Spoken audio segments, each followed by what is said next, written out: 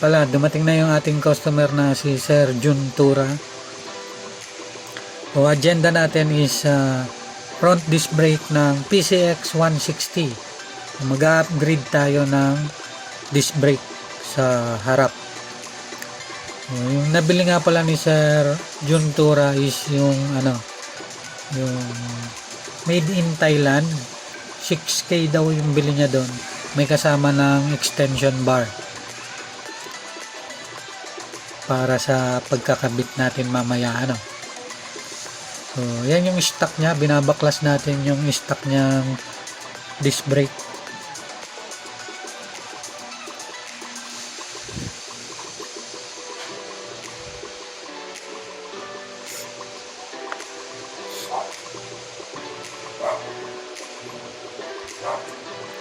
So sa pagbabaklas guys, mga ka-mechanics, kailangan natin kumpleto tayo yung gamit sa pagbabaklas niya para tuloy-tuloy yung paggagawa natin, O bago pa man dumating si Sir John, nakahanda na yung mga gamit ko.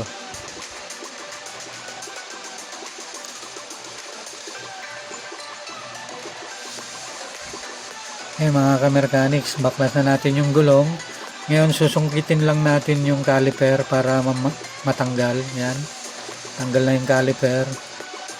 Pwede na tayong magbaklas ng front disc brake nang mapalitan na natin,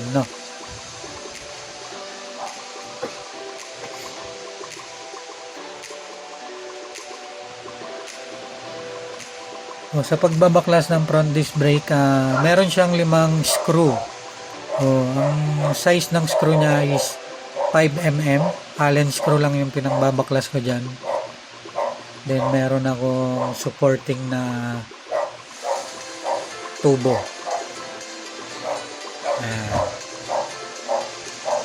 Elbow wrench.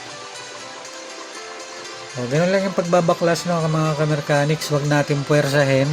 Pakiramdaman natin yung pagluluwag natin ng screw. Baka mamaya kasi baka mabilog, o iwasan nating mabilog yung mga screw. Yan, tinatanggalan natin.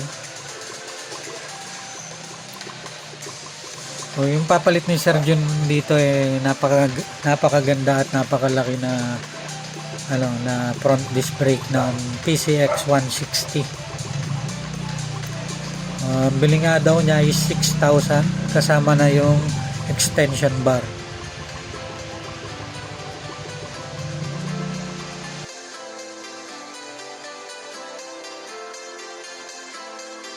Yan na yon guys, yung made in Thailand na front disc brake. Mas malaki nga siya compare dun sa stock.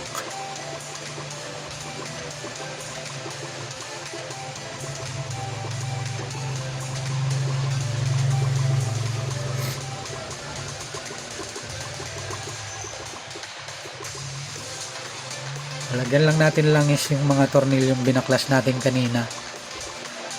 Kasi medyo na siya may corroded na siya.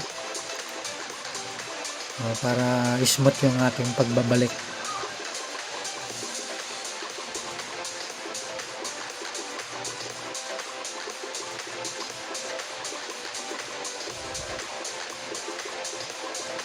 And guys, ganyan ako mag-lock ng mga screw. So kung wala kang kung wala kang torque wrench, yan.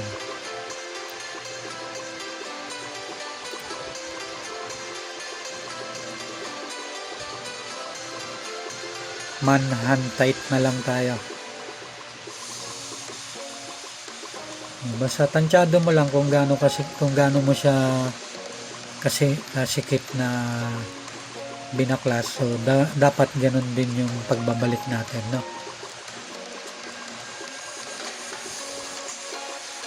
dito medyo mahirapan ako gawa ng medyo medyo masisikip na yung tornilyo niya. So kasi babaklasin natin yung yung stock na extension bar. Babaklasin natin yan. Para mabaklas yung extension bar, kinabit ko muna dun sa pinaka ano niya, sa shock.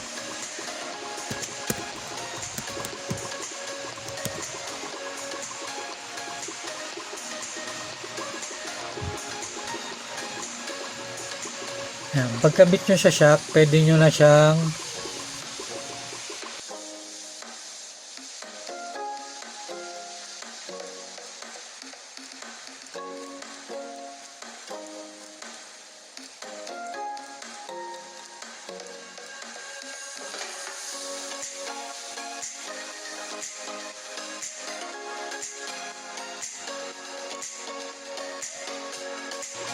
baklasin lang natin guys muna yung ano pala, yung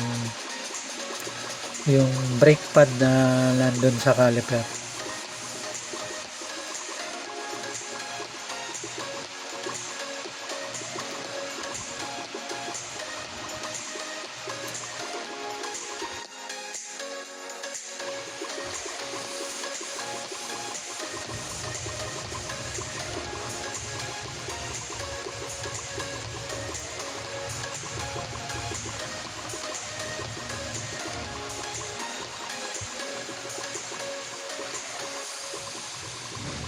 Ayan guys, natanggalan natin yung ano, yung extension bar ng caliper. Papalitan din natin yan, kasama yan dun sa nabili ni ano. Ngayon, kakabit ko muna kasi medyo masikip nga yung ano, yung screw na nakakabit dun sa extension bar. Para mabaklas natin, kakabit ko muna siya dun sa front shock. Then tsaka natin tatanggalin yung screw na nakakabit.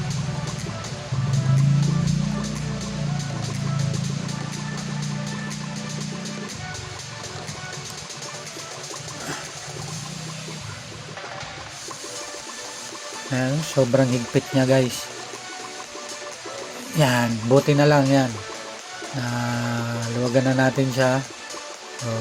Pwede na natin ikabit ngayon yung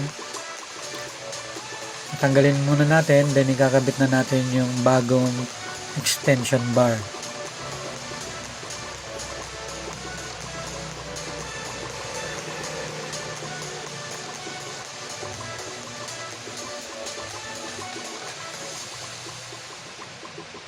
Natanggal na yan.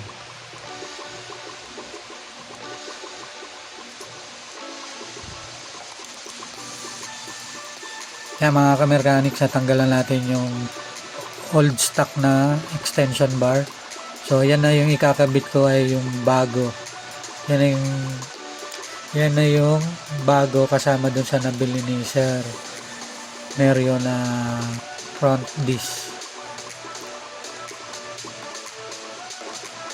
So, medyo mas malapad siya at mas sakto lang dun sa front disc na nabili niya. Kabit na natin.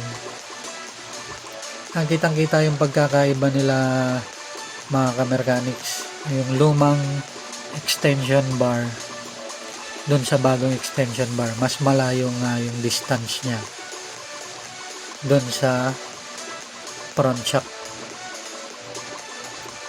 Kasi mas malaki yung ikakabit natin na front disc brake, so dapat mas malayo yung distance ng extension bar natin para mag-fit siya dun sa front disc brake.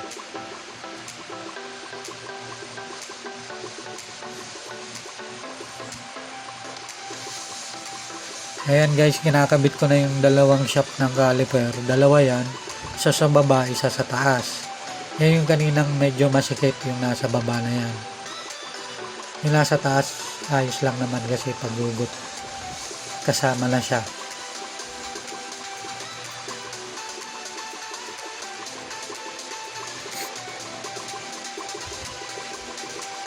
Kaya pala guys, sa pagbabalik nga pala ng caliper dyan, so dapat hindi tayo ma-wrong orientation. Kasi dyan sa may bandang taas na shaft, meron siyang parang lever na stopper ng ano. Pag pinlace mo yung brake pad, dapat ano siya, nakasandal siya dun sa lever para hindi ma-misplace yung brake pad natin.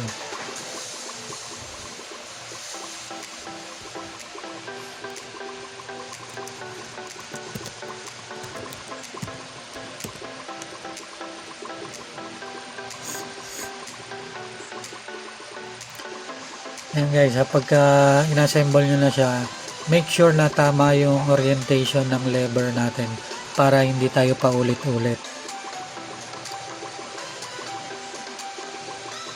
Yung lever na nandun sa part na itaas na pinagsasandalan ng brake pad. Importante yung guys, napakaliit lang nun, napakanipis. Pero napaka-importante nun.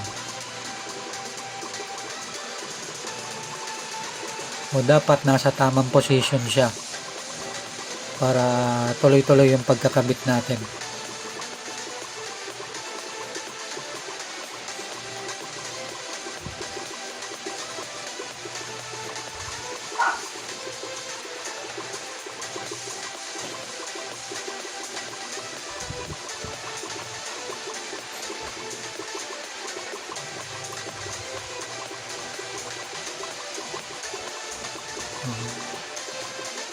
Diyan lang talaga kami natagalan gawa nga nung paggawa ng positioning nun. Then yung masikip na tornilyo. Kasi kailangan, siyempre, pag kinabit mo siya, precise. Kung paano mo siya tinanggal, so dapat ganun lang din yung grip niya.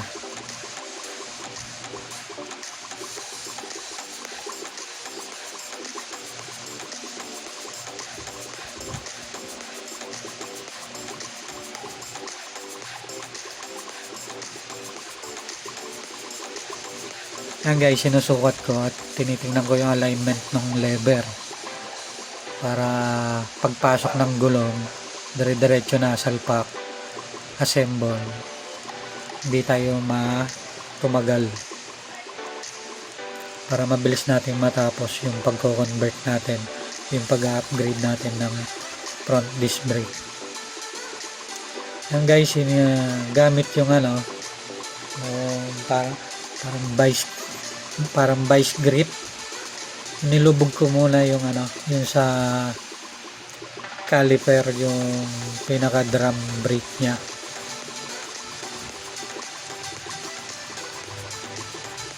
para maalwan yung pagpasok natin ng brake pad, tsaka maalwan din yung pagpasok natin ng gulong.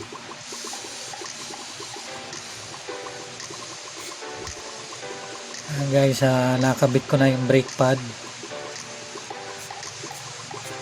Sisikipan ko naman na lahat ngayon ng tornilyo.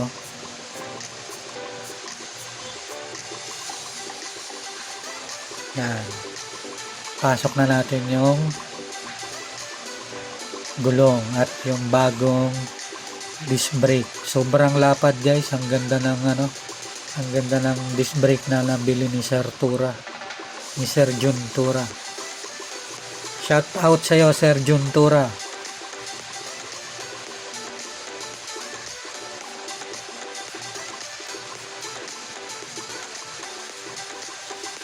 Si Sir Jun, tropa natin yan, no? So, hindi natin siya sisingilin ng malaki. Presyong kaibigan lang, Sir Jun, di ba?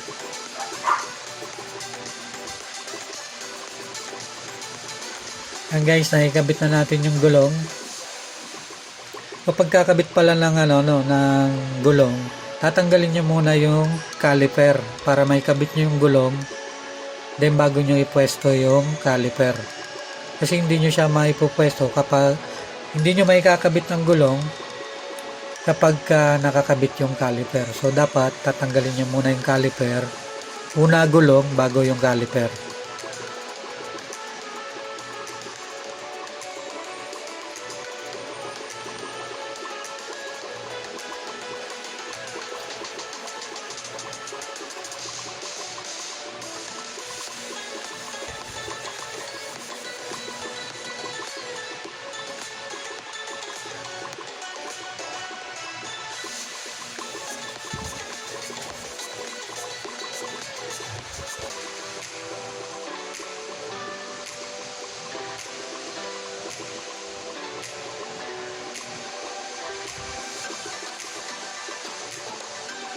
Yan guys, malapit na tayo matapos.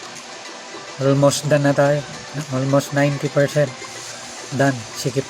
Sisikipan na lang natin yung mga tornilyo na maluluwag pa.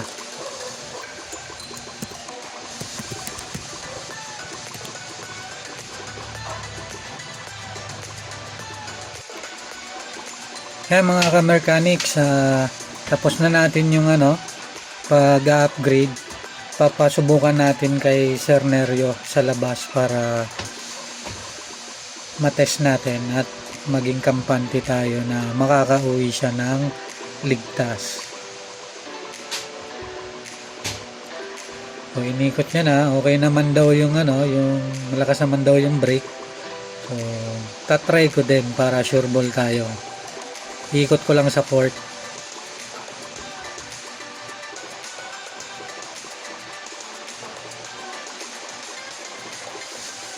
So far guys, okay naman yung brake niya.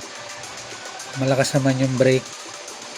So kampante tayo na makakauwi ang ating customer na si Sir Nerio ng ligtas.